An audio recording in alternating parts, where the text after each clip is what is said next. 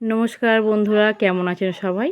আজকে সোমবার চলে এসেছে আর তোমাদের কাছে নতুন একটা ব্লগ ভিডিও নিয়ে। কদিন ধরে এমনিতেও বৃষ্টি পড়ছে, তবে আজকের অতটাও বৃষ্টি পড়ছে না। আকাশটা একটু পরিষ্কার দেখলাম। এমনিতেও মেয়ে তাড়াতাড়ি উঠে পড়েছে, তাই ঝটপট করে কাজ আমার সারা হয়ে গেছে। এইটা আমাদের গ্রামের, মানে আমরা যেখানে থাকি সেখানকার চণ্ডীমা। প্রতি বছর খুব জাঁকজমক করে এমনি পুজোও করা হয়। আজকের এমনিতে কোনো মাছ টাছ এমনিতে আমাদের এখানে আসে, আজকের মাছ টাছও আসেনি। তো বাড়িতে কিছু সবজি আছে, সেই সবজিগুলো নিয়ে নতুন একটা কিছু বানাবো ভাবছি। যেহেতু আজকের আকাশটা একটু পরিষ্কার, বিছানার চাদর চেঞ্জ করে দিয়েছি, কেচেও দিয়েছি সব। আবার কবে রোদ হবে না হবে, আজকে একটু উঠেছে রোদ, তাই একটু সব কিছু কেচে টেচে দিয়ে পরিষ্কার করে নিয়েছি। আজকের মাছের ডিম ছিল আর এক পিস মাছ ছিল। আমার মেয়ে তো মাছের ডিম খায় না, তাই মাছটা ওর জন্য। আর মাছের ডিম দিয়ে সবজি দিয়ে ভাবছি দেখি কি করা যায়, জানি না আদৌ খাবারটার নাম কি। সবজিগুলো আমার কাটা হয়ে গেছে, সব রকম সবজি একটু একটু করেছিল, সব কেটে ফেলেছি। যথারীতি আমার মাছের নুন হলুদ লঙ্কা তেল সব মাখানো হয়ে গেছে, আনাজও কাটা হয়ে গেছে। দেখুন সব রকম সবজি, একটু পেঁয়াজ আলু কাটা হয়ে গেছে। কড়াতেও বসিয়ে দিয়েছি, কড়াতে তেল দিয়েছি। তেল গরম হতে ডিম, মজার বিষয় দুরকম ডিম একরকম মাছ। জানি না তরকারিটার টেস্ট আদৌ কেমন হবে, তবে দেখতে কিন্তু বেশ ভালো লাগছে। এই ডিমগুলোকে ঝুড়ো করে নেব, আর মাছটা যেরকম ভাজছিলাম ভেজে নেব।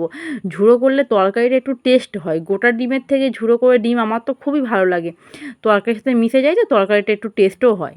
ভাজা আমার সব কমপ্লিট হয়ে গেছে। কড়া থেকে ডিম মাছ সব তুলে নিয়েছি, না মাছটা একটু আছে, মাছও তুলে নিয়েছি।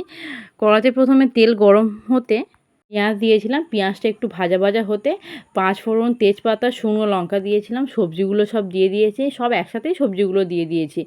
সবজিগুলো নাড়াচাড়া করে হালকা ভাজা ভাজা মতো হয়ে যেতে ওতে আদা বাটা একটু দিয়েছি। আদা বাটাটা একটু সেন্ট, মানে আদার যে ঝাঁঝটা সেটা চলে গেলে ওতে এবার মশলা দেবো আমি। তো এই সবজিগুলো, মানে সব রকম সবজি আছে তো ওতে, সবজিগুলো যাতে একটু গন্ধ মতো হয়, যার জন্য আমি জিরে গুঁড়োর পাতা পাওয়া যায়, সেই জিরে গুঁড়ো আর ধনে গুঁড়ো একটু সামান্য করে দিয়ে দিয়েছি, যাতে সবজির কোনো গন্ধ না থাকে। টমেটো নেই, কি করব, ওই জন্য টমেটোর সসও আমি একটু দিয়েছি।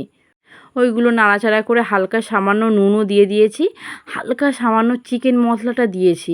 সবজির একটা গন্ধ, সব রকম মশলা দিলে সেই গন্ধটা চলে যায় যাতে পরে।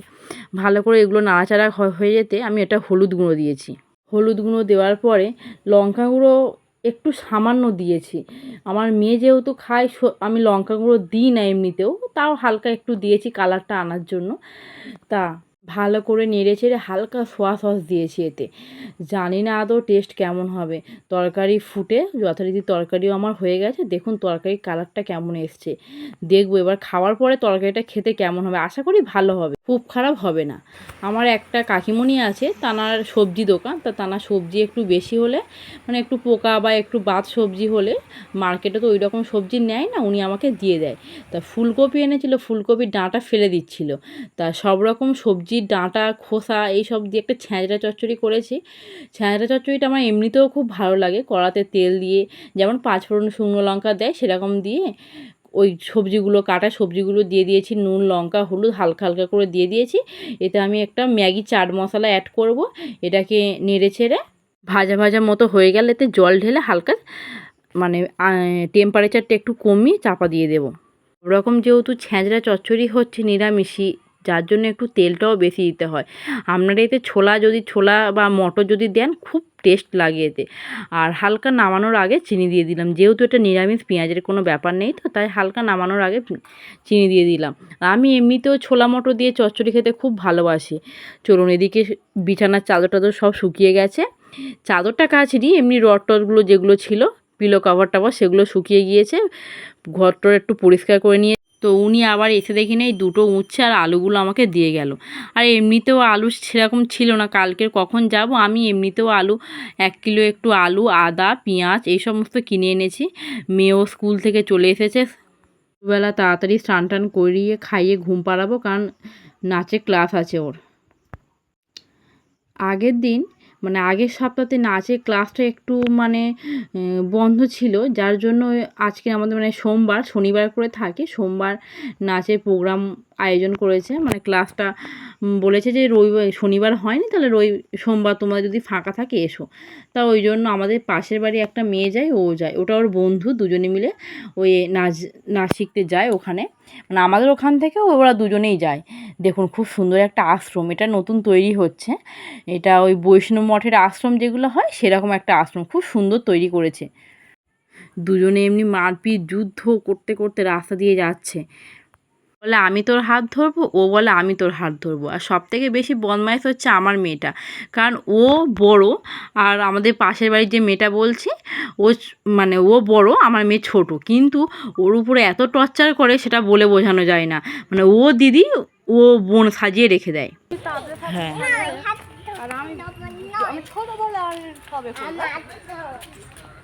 এটা আমাদের শিব মন্দির। আর এই দেখুন একটা আমরা দোকান দেখা যাচ্ছে, এটা আমাদের দোকান। মেন রোডেও এসে গেছি। পাশে দেখুন একটা শিবের মন্দির, শিব দুর্গা থাকে, শনি ঠাকুর থাকে, মানে আমাদের বড় ঠাকুর থাকে। আজকের জোরে পুজো হচ্ছে, মনে হচ্ছে কারোর মানসিক টানসিক ছিল বোধহয়, অনেকজন মিলে পুজো দিতে এসছে। বেশ ভালো, অনেকক্ষণ ধরে দেখছি যে আওয়াজটা শুনতে পাচ্ছি, ঢোল টোল বাজিয়ে পুজো হচ্ছে, মনে হচ্ছে অন্য কোনো জায়গা থেকে পুজো দিতে এসছে। চলুন, রাস্তা ক্রস করে আমরা দিদিমণি বাড়ির দিকে আমরা চলেও এসেছি। এই তার বাড়ি দেখা যাচ্ছে, দেখুন ওই যে মাঝখানে বাড়িটা, ওই বাড়িটায় নাচ শেখানো হয়। চলে এসেছে নাচ শিখতে। একদম কথা শোনে না, জোর করে করে এগুলো শেখানো হয়। মানে আন্টি ওকে বলছে ও যে করবে না, ও করবে না, কিন্তু এদিকে সব পারে। কেউ ভুল করলে ও সেটাকে ধরিয়ে দেবে, না এটা হচ্ছে না ওটা হচ্ছে না, কিন্তু নিজে করবে না। এই দেখুন কিরম করছে।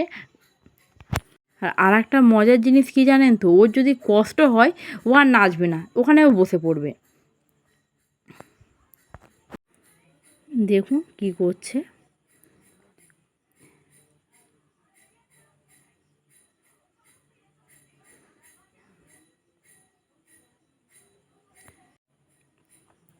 ওই যে ওখানে বসে আছে ওটা আন্টির মেয়ে, ওর দিকে বারে বারে দেখছে আর ভুল করছে। আন্টি বলছে ও তাও শুনছে না, লাস্টে মেয়েটাকে ঘরে পাঠিয়ে দিয়েছে। দেখুন কেমন করছে, লাফালাফি আর লাফালাফি।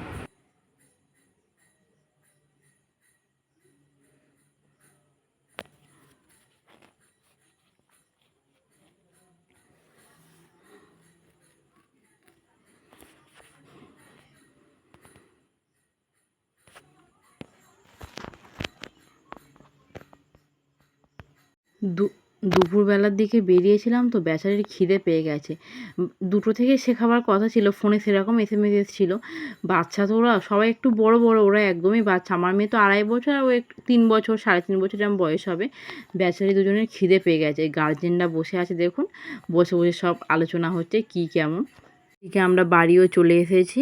এসে আমার মেয়েকে খাওয়ানো হয়ে গেছে। খাওয়ানোর পরে ওকে বলেছি একটু তুই ঘুমোনোর চেষ্টা কর, না ওকে এক্ষুনি শাড়িয়ে পরিয়ে দাও, ও খেলবে।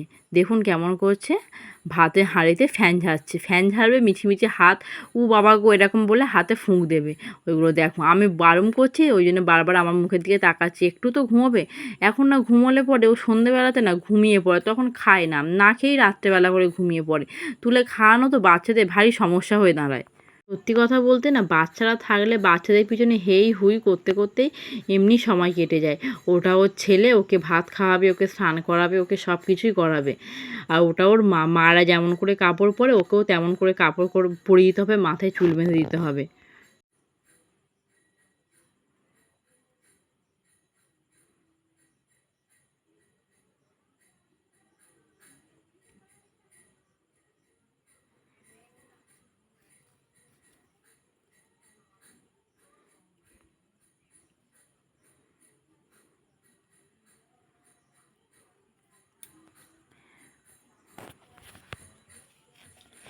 জানি না আমার ব্লগ তোমাদের কেমন লাগছে, যদি ভালো লাগে অবশ্যই লাইক সাবস্ক্রাইব করে দেবেন।